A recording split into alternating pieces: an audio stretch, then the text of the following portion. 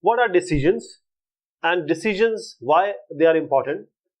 See, we have a program and these are nothing but sequence of instructions only. Now, if something happens, something is true, you want to execute these two lines. But if this is not true, you don't want to execute these two lines. You don't want these two lines to run if this condition is not true. For that, the decision control structures are there, and we have if statement, if else statement, and we have conditional operators. We also call it as ternary operator, and this is just the form of if else only. If statement. Most of the languages, high level languages, middle level languages, they provide if, that is, if something happens or if decision control, and the general form is like this.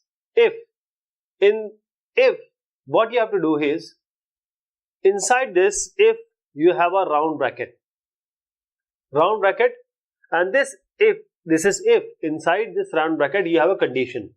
Now this condition either needs to be true or false. If this condition is true, the line which is just next to it is going to execute. Only after this, the line is going to execute. If this condition is false, the condition inside the parenthesis, this line is not going to execute. So this is the only thing, that is the truth or falsity will decide whether the line which is coming has to be executed or not. So how this inside this condition is going to give you true and false, we'll see. We'll use relational operator like x equal to y. If I write if f is equal to y, please understand that is equal to is done through, or equality is checked through double is equal to. So these are two assignment operators. So if x equal to y means x is equal to y, x not equal to y, x less than y, x greater than y, x less than equal to y, and x greater than or equal to y. So these are relational operator. Relation operator means your brother is taller than you. So whether it is true or false, yes, it is true, so it will give true. Now if you are this and your brother is smaller, you say it is false because you are taller than your brother. It becomes false. So this will either give you true or it will either give you false. Not equal to. This is equal to, this is not equal to. Whether x is not equal to means 2 is not equal to 3. Yes, it is true. But 2 is not equal to 2. It is false because 2 is actually equal to 2. We'll take an example. This is the demonstration of if statement.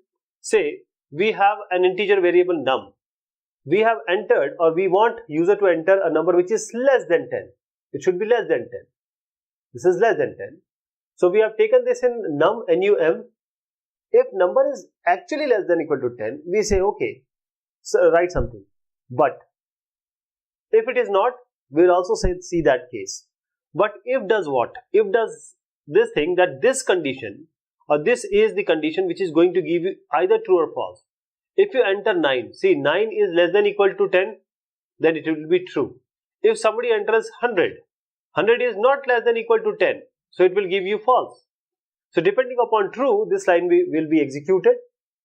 If it is false, this line will not be executed. Control will not go to this line. Otherwise, if this is true, control will go to this line. That is the decision control, right? Let us see what is happening in this program through a flowchart. We enter a number or ask a number to enter 10, we input that number. Now, this is our decision control. This is our decision control. Whether number is greater than 10, if it is yes, this line will be printed. Otherwise, if number is not greater than 10, then if it is not, then we don't print that line, we come to this stop condition. Let us take an example. While purchasing certain items, a discount of 10% is offered if the quantity is more than 1000. If the quantity of the item you have purchased, if it is more than 1000, then the 10% discount is you are eligible for 10% discount, otherwise not. How to do this? If the quantity and price per item, these are to be inputted using the keyboard, we have to write a program to calculate the total expenses. Now let us see how this if decision control can be employed. First of all, we say DIS equal to 0. This is very important. Why we are saying discount equal to 0?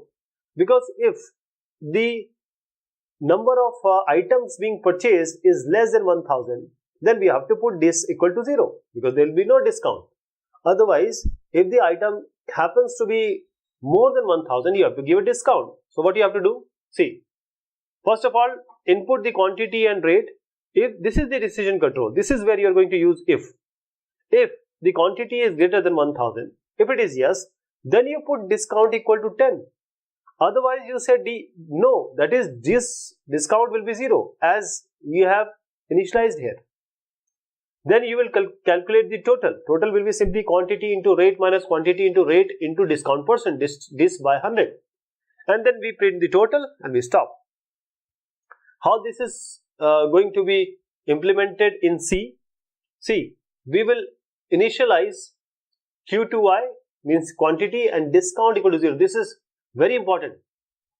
You may ask question, is it necessary to give DIS or discount equal to 0? Yes, because this cannot just be left like this. It may contain any garbage value. When you have initialized or when you have given it to be 0, then if the condition fails, that is, the items are less than 1000, then this will be used. How? We will print enter quantity and rate, and this will be, you will be entering or scanning the %D, %F because you have given integer as quantity and the float as rate. Now what is happening here is, this is very important. This is our decision control. This is our decision control. If quantity is greater than 1000, you give a discount equal to 10. If quantity is not greater than 1000, you don't give any discount. This line will never execute if this condition falls. That means if this condition falls, this will be 0. So this part eventually will be of no use because it will be 0. Otherwise, if actually the quantity is greater than 1000, then 10 will come here and you will actually get a discount of 10%. Then you print out the result. See, these are the results. 1200 means the quantity is greater than 1000, you get a discount. If the quantity is less than 1000, that is 200 is the quantity, you don't get a discount. Actually, discount will be 0 as you initialized here. So this is how this program runs, and as I just said, this equal to 0 is quite necessary. It's actually in this program, this is the core of the decision. The real thing here is, if this condition, this can be true or false, as we just saw, some statement will execute. If it is false, this statement is not going to execute.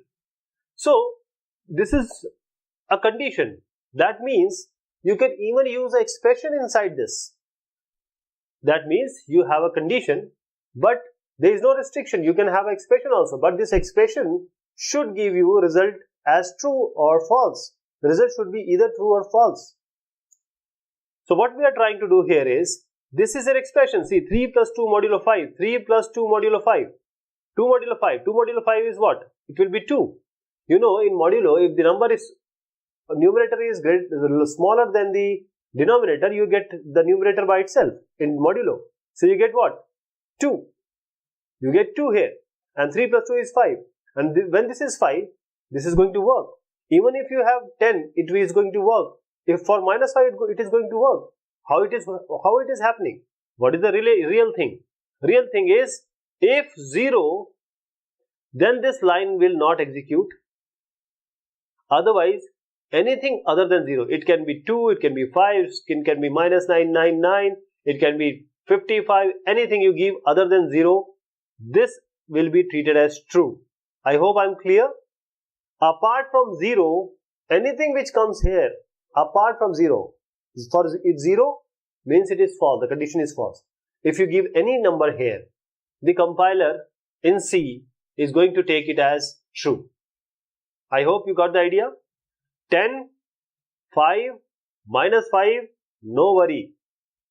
Any number 10 or minus 5 or any number here, other than 0 will always be true.